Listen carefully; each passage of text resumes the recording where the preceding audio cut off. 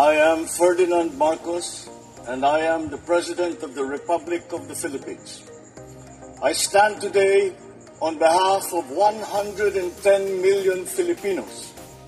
Hi everyone! Hello Universe, it's me again. Shout out sa inyo mga bes. Ayan, mayroon tayong good news ha. Masayang masaya yung mga taga Negros sa Mindanao mga bes. Today is July 3, 2025. Nako!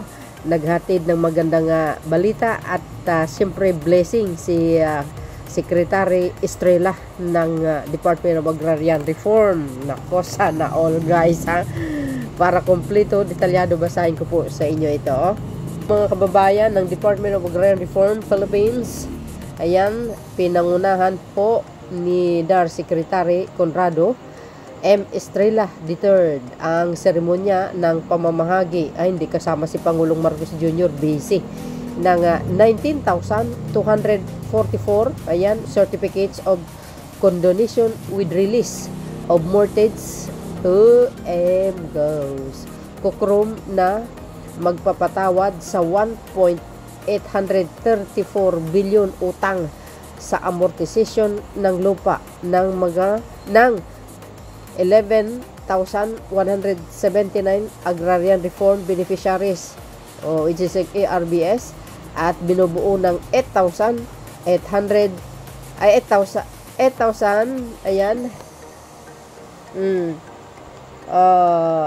860.5 hektarya na lupa. Ang seremonya ay ginanap sa Manuel Y. Torres Memorial Coliseum and Cultural Center sa Bago City, Negros Occidental sa Negros Island Region, NIR. Goes. Grabe guys, magkano binayaran? 1.834 billion. Sana all. Ang laki ng tulong sa kanila yan. Diba, wala na silang utang. Ang galing talaga mga bes. Grabe yung malasakit ni Pangulong Marcos Jr. Sa mga magsasaka, matindi. Grabe na ito. Mapapasana all ka lang talaga. Kaya nga guys hindi rin talaga kakalimutan ng mga magsasaka na nabigyan naman ng lupa na bayaran ng utang si Pangulong Marcos Jr. Kasi yan sa kaysaysayan si PBB lang nakagawa nito, except lang yung kanyang ama. Tingnan natin yung mga highlights, no? Mga beso, wow, mapasana all ka, nabayaran ng utang mo, nabigyan ka pa ng ng titulo. Magkano magpagawa ng titulo ngayon guys? Mahal di ba? Ayan kung nakikita nyo, July 3 ngayong araw. Ayan. So yun guys, libre ang makina. Biro nyo yan. Saan kayo makakita? Libre na po yung tawag dito, yung titulo. Magkanong titulo ngayon? Mahal, magpagawa ka. Libre na po yun. Tapos libre pa yung lupa. Libre pa yung utang. Hindi na binayaran na ng pamahalaan under the Marcos administration. Ay, walang kahirap-hirap. Tapos libre pa yung mga equipment. Ayan see? Mga machinery, mga gamit pang saka. Ika nga, sino ba naman hindi natutuwa yan? Tapos natalo yung alyansa dyan sa lugar nyo. Hindi kayo naloka. Shout out sa mga DDS, nakatanggap din. Di ba? Pag yung sabihin hindi, tural, mayroon. Ayan Ay, congratulations sa inyo naman. Alagaan nyo yung mga lupa nyo. Huwag nyo ibibinta. Mamanahin ng mga anak nyo yan. Sa ngayon guys, 1.8 billion binayaran. Bihirang-bihira ang Pangulo yung ganitong klaseng pag-uugali. May malasakit. Makamasa talaga si Pangulong Marcos Jr. Even though lumaki po siya talaga sa magarbong pamilya, tsaka mayaman na pamilya. Ay nako. Pero tingnan niyo yung puso niyo. Ang puso niya nasaan, mga kababayan? Di ba? Ang galing. See? Ayan wow. Social. Ang galing mga bes. Ayan si Secretary Conrado. Shout out kay Secretary Conrado naman, masipag ito guys, Kasi nag-iikot to Luzon, Visayas at Mindanao sa totoo lang. O ayan o. Wow, mapapasana all ka lang talaga eh, oh. Oh, ang saya nila mga bes. Sa totoo lang, galing. Oh, ayan oh, mga traktor. Oh, 'di ba? Ay nako. Grabe na ito mga bes. Tingnan nyo naman kung kaano kadaming tao yan mga kababayan. Biro nyo yun? Ang saya naman talaga, oh. Shout out sa mga taga Negros Occidental. Saan kayo makakita niyan? 'Di ba? Oh. Ay nako. Thank you sa Pangulong Marcos Jr. Napakabait mo talaga, sir. Mr. President, ikaw na talagang pinaka-the best.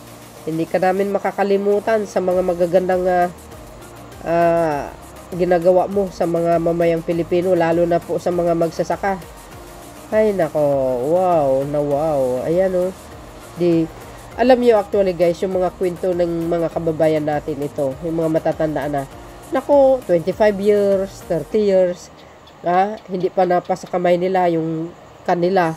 Sa panahon ni Pangulong Marcos Jr., ngayon nila natanggap yung mga certificate nila para sa kanilang lupa. Grabe, ano? Wow, social. Ay, Sir Conrado, salamat sa iyong pagsipag. Naku, mga kababayan, mahirap din ito itong klaseng trabaho O yan o. Shout out naman sa inyo mga bes.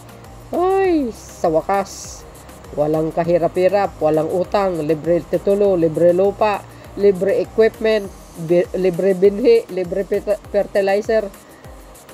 Saan pa kayo? Huwag na nating palitan si Pangulong Marcos Jr. guys. Sana lahat po ng regions magkakaisa para hingilingin na lang sa korte na ma-extend ng 12 years ang Pangulo. Ano? Di ba? Ayan si Sir Conrado. Sipag to bes, ha? Isa sa pinakamagaling na sekretary ng Pangulo.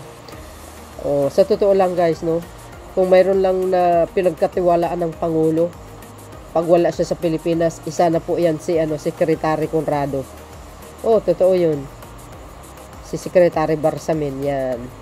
Ayan Wow, si Lolo, congratulations po. Ayan yan. Matanda na si Lolo, ngayon niya lang nakuha yung kanyang titulo mga kababayan.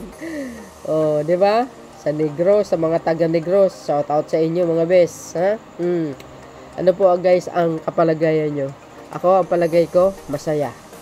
Siyempre, kahit hindi tayo nakatanggap niyan, at least, masaya tayo na ang Pangulong Marcos Jr. na talaga namang buong puso na nagbibigay ng tulong, no? At maunawain ito guys, may malasakit, may pusong mamon talaga. So yun guys, ang aking pinaka-latest updates. See you again on my next upload videos. Abangan ang mga magagandang programa ng Marcos Administration. Ano guys ang komento nyo? See you again on my next upload. Bye bye bye and babus. God bless Philippines.